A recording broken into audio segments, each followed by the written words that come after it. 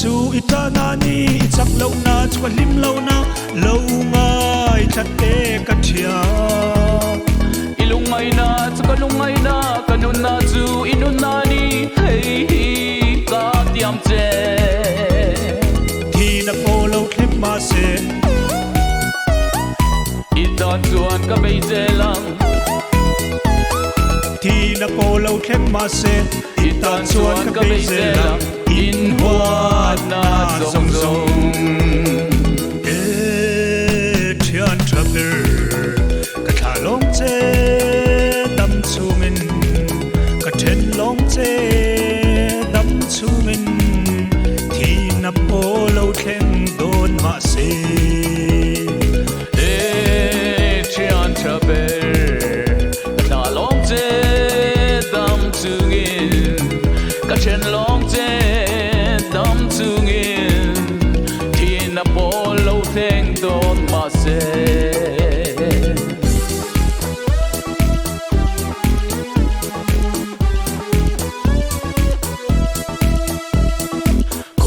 po min mu se chian tunin min huang kan dam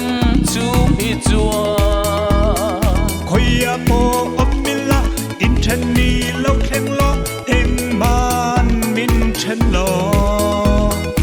ei le in po mun khata thi le dam po mun khata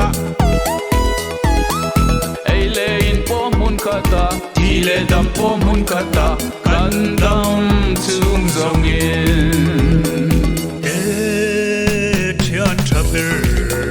ka thalong che dam chumin ka then long che dam chumin thi na polo thleng don ma se chian thaber ka thalong che dam chung in ka then long che dam chung in thi na polo thleng don ma se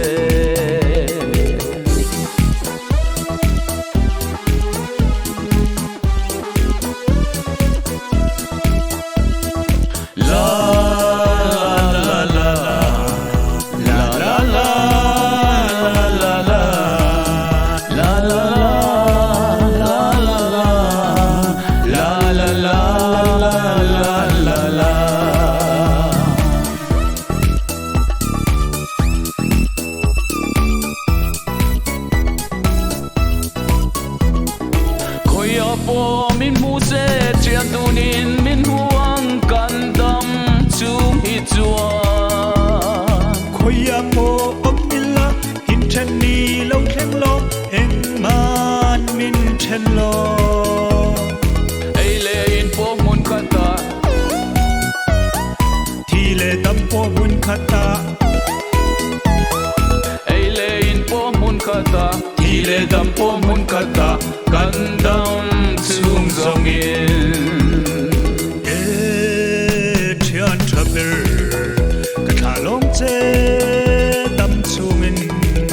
ka then long che dam chumin thi na polo thleng don ma se chian thaber ka thalong che dam chung in ka then long che dam chung in thi na polo thleng don ma se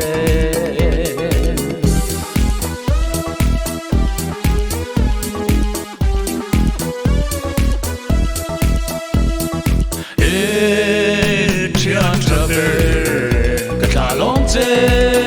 dam chung in ka then long che dam chung in thi na polo thleng don ma se